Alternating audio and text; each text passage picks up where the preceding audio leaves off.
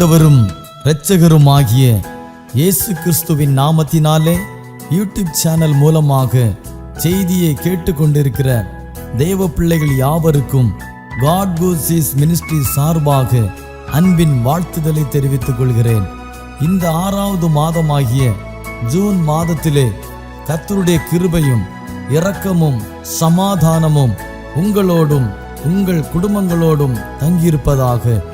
தேவனுடைய சமாதானம் உங்களுடைய இல்லங்களிலே உங்களுடைய தனிப்பட்ட வாழ்க்கையிலே காணப்பட வேண்டும் என்று வாழ்த்தி ஆசீர்வதிக்கிறேன்.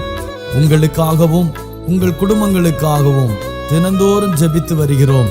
தேவனாகிய கர்த்தர் இந்த மாதத்திலே நம் கண்ணீருக்கெல்லாம் ஒரு பதிலை தர உண்மையுள்ளவராயிருக்கிறார் என்பதை நான் விசுவாசிக்கிறேன். நீங்களும் அதை விசுவாசித்து தேவனுடைய நாமத்தை மகிமைப்படுத்தி உங்களை ஒப்பு கொடுங்கள். கர்த்தருடைய வார்த்தையை விசுவாசிக்கிறவர்களுக்கு தேவனுடைய வார்த்தையினால் உண்டான சமாதானமும் மகிமையும் இரக்கமும் நிச்சயம் கிடைக்கும் என்பதில் சந்தேகமில்லை. இந்த மாதத்தில் கர்த்தருடைய வார்த்தை உங்கள் வாழ்க்கையில் கிரியை செய்யும்படியாக நீங்கள் உங்களை தேவனுக்கு முன்பாக ஒப்பு கொடுங்கள். தேவனாகிய கர்த்தர் உங்களையும் உங்கள் குடும்பங்களையும் ஆசீர்வதிப்பாராக. ஆமென்.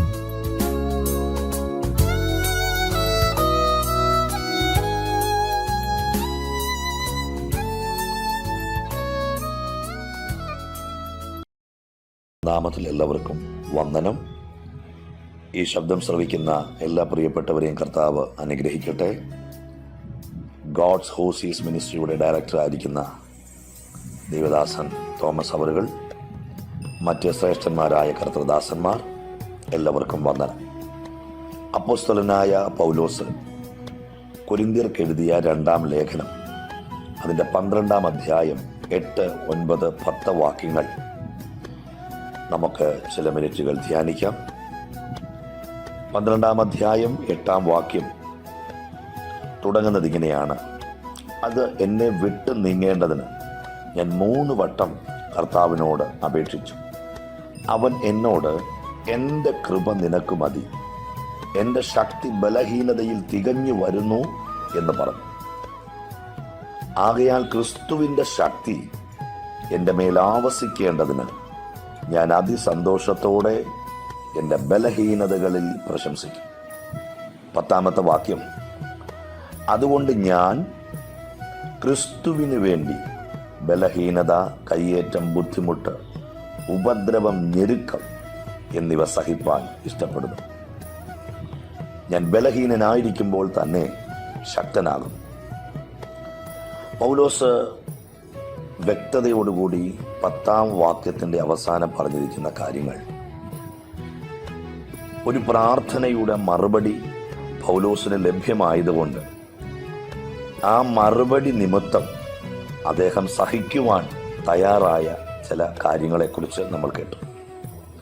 എന്നാൽ ഈ തൻ്റെ ലേഖനങ്ങൾ നമ്മൾ പരിശോധിക്കുമ്പോൾ അവിടെയെല്ലാം കഷ്ടതയിൽ, പ്രതിസന്ധികളിൽ, പോരാട്ടങ്ങളിൽ, ആപത്തുകളിൽ, ഉപദ്രവങ്ങളിൽ സഹിഷ്ണുതയോടെ സഹിച്ച മനുഷ്യൻ ഈ പുസ്തകം അവസാനിക്കുമ്പോൾ അദ്ദേഹം പറയുക, എന്നെ വിട്ടത് നീങ്ങണം. 3 വട്ടം ദൈവത്തോട് ചോദിക്കുക.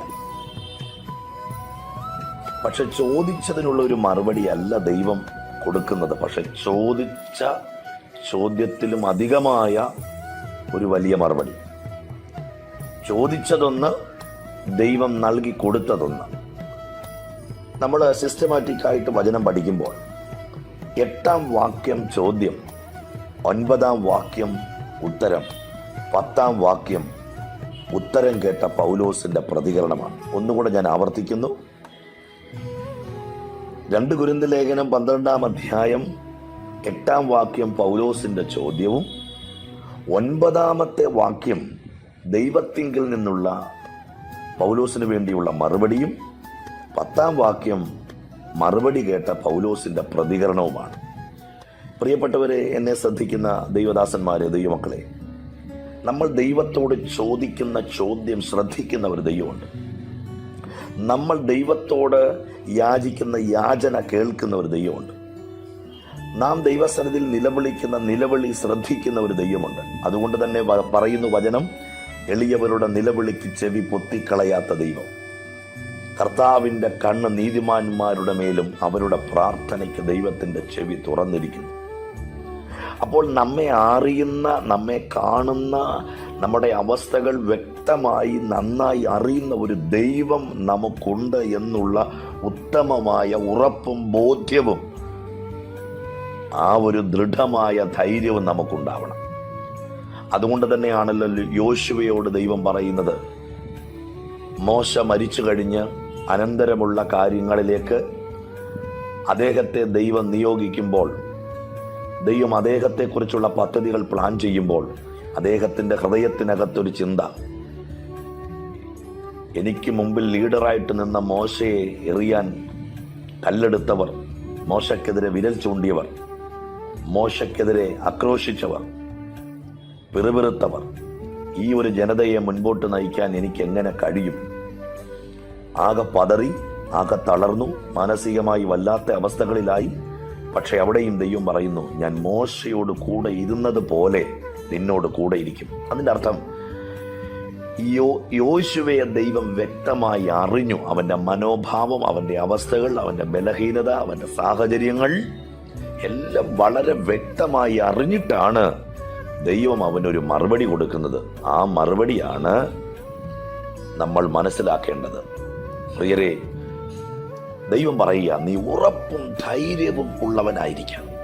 ഈ ശബ്ദം കേൾക്കുന്ന പ്രിയപ്പെട്ടവരോട് ഞാൻ പറയുന്നു, ഒരുപക്ഷെങ്കിൽ മാനസികമായി, ശാരീരികമായി, ആത്മീകമായി നിങ്ങൾ തളർന്നവരാകാം പല പല വിഷയങ്ങളിൽ.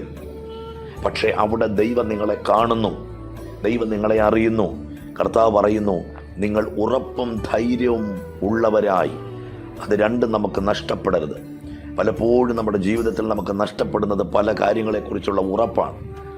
പലപ്പോഴും നമുക്ക് ചോർന്നു പോകുന്നത് നമ്മുടെ ധൈര്യമാണ്. അതുകൊണ്ട് ഉറപ്പും ധൈര്യവും ഉള്ളവനായിരിക്കുക. നീ പോകുന്ന ഇടത്തൊക്കെയും ഞാൻ നിന്റെ കൂടെയുണ്ട്. ദൈവം കൊടുക്കുന്ന ശക്തമായ വാഗ്ദത്തം, ആ വാക്കിൻ്റെ ഘനം, അതിൻ്റെ ശക്തിയുടെ മികവ്, അതിൻ്റെ ശ്രേഷ്ഠത യോശുവ തിരിച്ചറിഞ്ഞ് അതിനനുസൃതമായി അവൻ സഞ്ചരിച്ചു. ചിലതിനെയൊക്കെ അവൻ അവകാശമാക്കി. നമുക്കറിയാം ആ ചരിത്രം.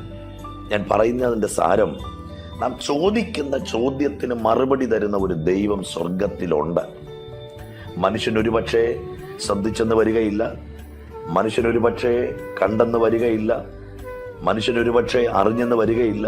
പക്ഷെ വ്യക്തമായി കാണുന്ന ഒരു സർവശക്തനായ ദൈവം സ്വർഗത്തിലുണ്ട്. മുകളിൽ ആകാശത്തെയും താഴെ ഭൂമിയെയും സമുദ്രത്തെയും അതിലുള്ളതിനെയും ഒക്കെ നിർമ്മിച്ച്, ഭൂലോകത്തെയും ഭൂമണ്ഡലത്തെയും ഒക്കെ സകല കാര്യങ്ങളിലും സൃഷ്ടിച്ച് ദൈവം, ആ കർത്താവ് നമ്മെ അറിയാതിരിക്കുമോ? അത് നമ്മൾ ചിന്തിക്കേണ്ടിയിരിക്കുന്നു. അതുകൊണ്ട് പൗലോസ് ചോദിച്ച ചോദ്യം 3 വട്ടം ചോദിച്ചു. 3 വട്ടം ദൈവത്തോട് ചോദിക്കുന്നു. നമുക്കറിയാം, അപ്പോസ്തല പ്രവൃത്തി 9-ാം അധ്യായത്തിനകത്ത് ദമസ്കോസിന്റെ പടിവാതിൽക്കൽ സൂര്യനെ വെല്ലുന്ന ഒരു പ്രകാശം നട്ടുച്ച നേരത്ത് അവിടെ വരുന്നു. അവൻ തറയിൽ വീഴുന്നു, അവൻ അന്ധനാകുന്നു. കുറച്ചുപേര് പിടിച്ചുകൂട്ടിച്ച് യൂദയുടെ വീട്ടിൽ, നിർവീഥി എന്ന തെരുവിൽ ഒരു വീട്ടിൽ കൊണ്ടിരുത്തുന്നു. അവിടെ അദ്ദേഹം പ്രാർത്ഥിക്കുന്നു. അന്ന് മുതൽ പ്രാർത്ഥിച്ച് ദൈവത്തോട് കാര്യങ്ങൾ ചോദിച്ചു തുടങ്ങിയ ഒരു മനുഷ്യനാണ്. നമുക്കറിയാം, അനന്യാസിന്റെ വരവോടുകൂടി അദ്ദേഹത്തിന്റെ കണ്ണു തുറക്കുന്നു, ദൈവത്തിന്റെ നിയോഗം അറിയിക്കുന്നു. അന്ന് മുതൽ കർത്താവിന് വേണ്ടി കഷ്ടങ്ങളും വേദനകളും അനുഭവിക്കുവാൻ ഇറങ്ങിത്തിരിച്ചൊരു മനുഷ്യൻ. ആ മനുഷ്യൻ പലതും പറഞ്ഞ് നമുക്കറിയാം. കഷ്ടത സഹിക്കണം, കഷ്ടം അനുഭവിക്കാൻ വരം തന്നിരിക്കുന്നു, കഷ്ടങ്ങളെ നിങ്ങൾ വിചാരിച്ചാൽ കഷ്ടങ്ങൾ സാരമില്ല, പരീക്ഷ സഹിക്കുന്ന മനുഷ്യൻ ഭാഗ്യവാൻ, ദൈവം നിങ്ങൾക്ക് കഴിയുന്നതിന് മീതെ ഒരു പരീക്ഷ നിങ്ങൾക്ക് തരികയില്ല, അഥവാ പരീക്ഷ നിങ്ങൾക്കുണ്ടെങ്കിൽ അതോടുകൂടെ പോക്കുവഴിയും ഉണ്ടാക്കും. താൻ തന്നെ പരീക്ഷിതനായി കഷ്ടം അനുഭവിച്ചിരിക്കിയാൽ പരീക്ഷിക്കപ്പെടുന്നവരെ സഹായിപ്പാൻ അവൻ പ്രാപ്തനാണെന്നും പലയിടങ്ങളിൽ പറഞ്ഞ മനുഷ്യൻ ഇവിടെ ചോദിക്കുന്നു. 3 വട്ടം ദൈവത്തോട് ചോദിക്കുന്നു. പക്ഷെ ആ ചോദിച്ചതിനൊരു മറുപടിയല്ല ദൈവം കൊടുത്തത്, അതിലും ഉപരിയായ ഒരു മറുപടി, ദൈവത്തിൻ്റെ കൃപ. ഈ ദിവസങ്ങളിൽ ചില ചോദ്യങ്ങൾ നമ്മൾ ദൈവത്തോട് ചോദിക്കുന്നവരാവാം. പക്ഷേ ഒരുപക്ഷെ ചോദ്യത്തിനുള്ള മറുപടി അല്ല നമുക്ക് ലഭ്യമാകുന്നത്.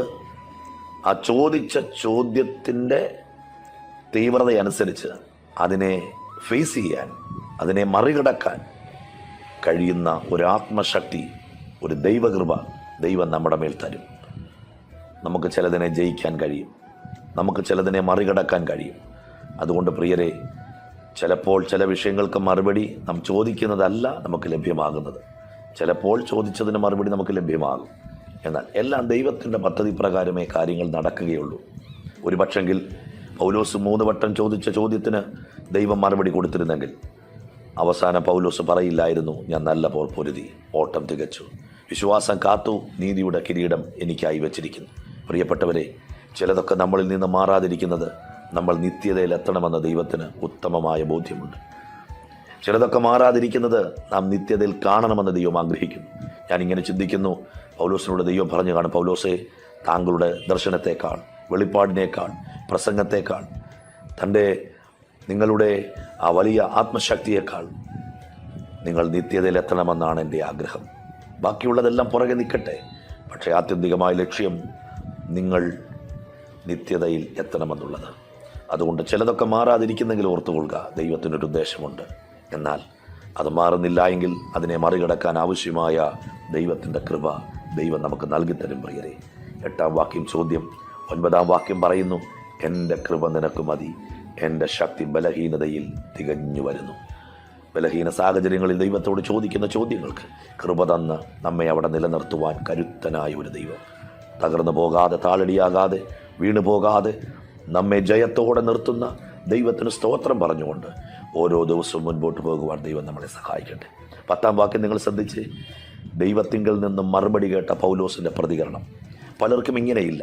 ചോദ്യം ദൈവത്തോട് ചോദിക്കും, ആൻസർ കിട്ടും, പിന്നെ ദൈവത്തോടൊരു പ്രതികരണമില്ലാതെ പോകുന്ന ആൾക്കാരെ നമുക്കറിയാം. എന്നാൽ ഈ ദിവസങ്ങളിൽ പൗലോസിനെ പോലെ പ്രാർത്ഥനയ്ക്ക് മറുപടി കിട്ടുമ്പോൾ, ദൈവാനുഗ്രഹം പ്രാപിക്കുമ്പോൾ ദൈവത്തിൻ്റെ മുമ്പിൽ നല്ല നിലയിൽ പ്രതികരിക്കാൻ നമുക്ക് കഴിയണം. അദ്ദേഹം പറയുക, ദൈവം കൊടുത്ത മറുപടി കേട്ട പൗലോസിൻ്റെ പ്രതികരണം, അതുകൊണ്ട് ഞാൻ ക്രിസ്തുവിൻ്റെ ശക്തി എൻ്റെ മേൽ ആവസിക്കേണ്ടതിന് ഞാൻ അതിസന്തോഷത്തോടെ എൻ്റെ ബലഹീനതകളിൽ പ്രശംസിക്കും. പ്രിയരെ, ദൈവശക്തി നമ്മളിൽ നിലനിൽക്കണമെങ്കിൽ നമ്മൾ ബലഹീനതയിൽ പ്രശംസിക്കുന്നവരാകണം.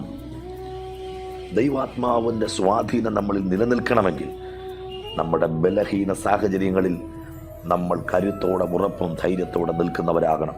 അടുത്ത അദ്ദേഹം പറയുക, അതുകൊണ്ട് ഞാൻ, ഏതുകൊണ്ട്? എൻ്റെ ബലഹീനതയിൽ ആത്മശക്തി ഇറങ്ങി വരുന്നത് കൊണ്ട്. ബലഹീനതയും കയ്യേറ്റവും ബുദ്ധിമുട്ടും ഉപദ്രവവും ഞെരുക്കവും ഞാൻ സഹിപ്പാൻ ഇഷ്ടപ്പെടുന്നു. കാരണം ഞാൻ ബലഹീനനാകുമ്പോഴാണ് ഏറ്റവും കൂടുതൽ ശക്തി ഉള്ള ഒരു വ്യക്തിയായി മാറുന്നത്. അതുകൊണ്ട് ഈ ദിവസങ്ങളിൽ പ്രിയപ്പെട്ടവരെ, ബലഹീനതയിൽ ശക്തി തരുന്ന ഒരു ദൈവം നമുക്കുണ്ട്. ആ ദൈവത്തിലുള്ള ഉറപ്പും ധൈര്യവുമായി നമുക്ക് മുമ്പോട്ട് സഞ്ചരിക്കാം. നമ്മുടെ ശുശ്രൂഷകൾ, നമ്മുടെ കുടുംബം എല്ലാം ദൈവത്താൽ അനുഗ്രഹിക്കപ്പെടട്ടെ. പ്രത്യേകിച്ച് എൻ്റെ ഈ ശബ്ദം ശ്രവിക്കുന്ന എല്ലാ ദൈവദാസന്മാരെയും കർത്താവ് ധാരാളമായി അനുഗ്രഹിക്കട്ടെ എന്ന് പ്രാർത്ഥിക്കുന്നു. കർത്താവ് അനുഗ്രഹിക്കട്ടെ. നമുക്ക് പ്രാർത്ഥിക്കാം. സ്വർഗസ്ഥനായ ഞങ്ങളുടെ പ്രിയ പിതാവേ, ഞങ്ങൾ കേട്ട ദൈവവചന ചിന്തകൾ ഞങ്ങളുടെ ജീവിതത്തിന് അനുഗ്രഹത്തിനും ആശ്വാസത്തിനും കാരണമാകട്ടെ. എല്ലാ ദൈവദാസന്മാരെയും അവരുടെ ശുശ്രൂഷകളെ ദൈവം അനുഗ്രഹിക്കണം. പ്രത്യേകിച്ച് ഗോഡ്സ് ഹോസീസ് മിനിസ്ട്രിയുടെ ഡയറക്ടർ ആയിരിക്കുന്ന തോമസ് സാറിനായി പ്രാർത്ഥിക്കുന്നു. മറ്റു സഹപഠന്മാരെ ഞങ്ങൾ ഓർക്കുന്നു. കർത്താവ് അനുഗ്രഹിക്കണം. ശുശ്രൂഷയുടെ അതിരുകളെ വിശാലമാക്കി ആത്മശക്തിയുടെ അളവറ്റ വലിപ്പം ഓരോ മക്കളുടെ മേലും ദൈവം വെളിപ്പെടുത്തണം. എല്ലാ മഹത്വം അങ്ങേക്ക് യേശു ക്രിസ്തുവിൻ നാമത്തിൽ തന്നെ പിതാവേ.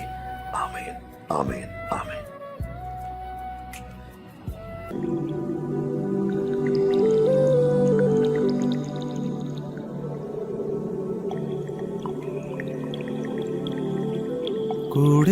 കൂടെയുണ്ടേശുവൻ കൂടെയുണ്ട്, കൂട്ടിനവൻ എന്നും കൂടെയുണ്ട്.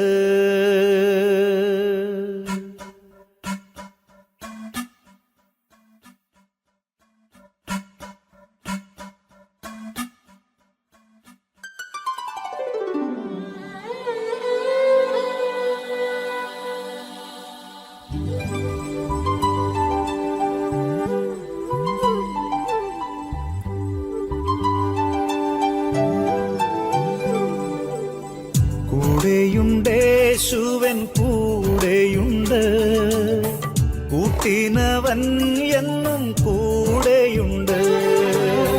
കൂടെയുണ്ടേശുവൻ കൂടെയുണ്ട്. കൂട്ടിനവൻ എന്നും കൂടെയുണ്ട്. കൂരിരുൾ താഴ്വരെ കൂടെയുണ്ട്. കൂട്ടാളിയായിട്ടൻ കൂടെയുണ്ട്. കൂരിരുൾ താഴ്വരെ കൂടെയുണ്ട്. കൂട്ടാളിയായിട്ടൻ കൂടെയുണ്ട്.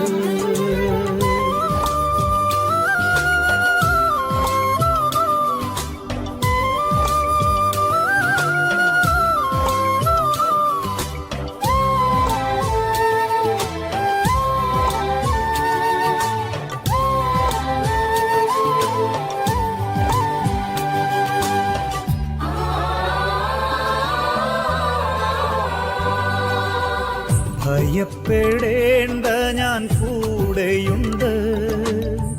എന്നുര ചെയ്തവൻ കൂടെയുണ്ട്.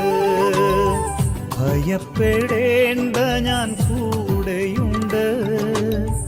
എന്നുര ചെയ്തവൻ കൂടെയുണ്ട്.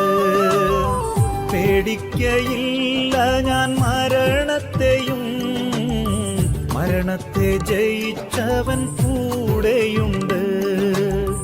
പേടിക്കയില്ല ഞാൻ മരണത്തെയും. മരണത്തെ ജയിച്ചവൻ കൂടെയുണ്ട്.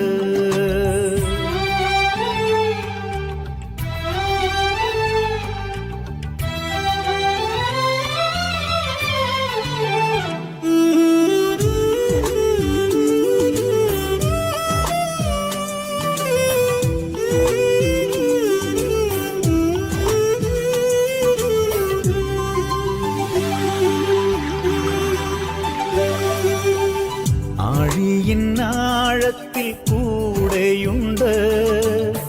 ആകാശമേഘങ്ങളിൽ കൂടെയുണ്ട്.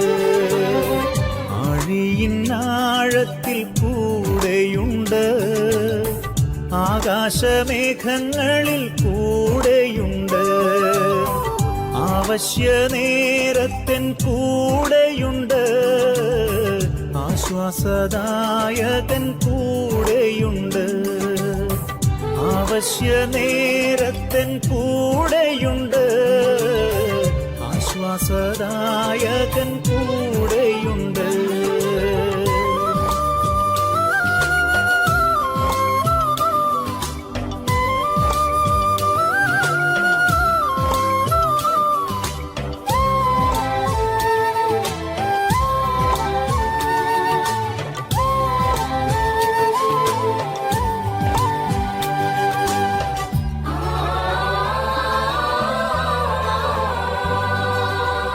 വെള്ളത്തിൽ കൂടി ഞാൻ കടന്നിടിലും. വെള്ളമെൻ മീതെ കവിയുകില്ല. വെള്ളത്തിൽ കൂടി ഞാൻ കടന്നിടിലും. വെള്ളമെൻ മീതെ കവിയുകില്ല. വെന്തു പോകില്ല ഞാൻ തീയിൽ നടന്നാൽ. എൻ താതൻ എന്നോടു കൂടെയുണ്ട്. വെന്തു പോകില്ല ഞാൻ തീയിൽ നടന്നാൽ. എൻ താതൻ എന്നോടു കൂടെയുണ്ട്.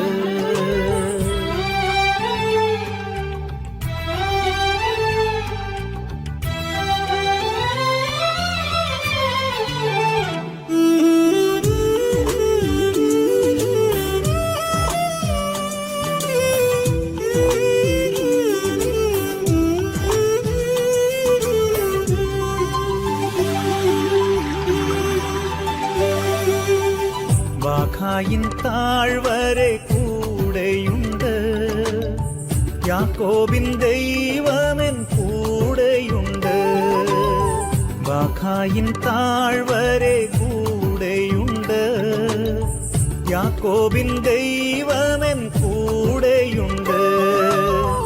രോഗക്കിടക്കയിലും കൂടെയുണ്ട്. ലോകാന്ത്യത്തോളമെൻ കൂടെയുണ്ട്. രോഗക്കിടക്കയിലും കൂടെയുണ്ട്.